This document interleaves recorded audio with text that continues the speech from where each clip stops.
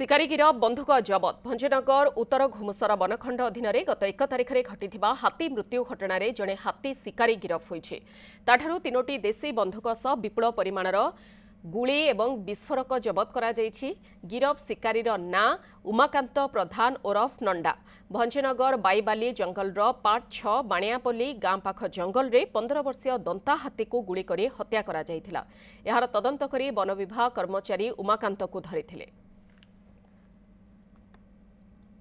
आमे से जो जंगल भितर ये दुईटी बंधुक गोटे देखु आप दुईटी बंधुक गोटे एक्टिव बंधुक आ गोटे तार भंगा बंधुक नहीं लुचेक रखी जो जंगल भितर मान ता घर टू 200 मीटर दूर रे गोटे गछ मूले लुचेक रखी आमे से बंधुक से रिकवरी कलु एवं ता सांगे गोटे बैग थिला एवं तार हेड टर्च लाइट जोटा यूज करे से जो शिकार करवा जो मारिवा बेले हेडलाइट नहीं जो जाइथिला सेटा मध्य आम ताठू रिकवरी कराला।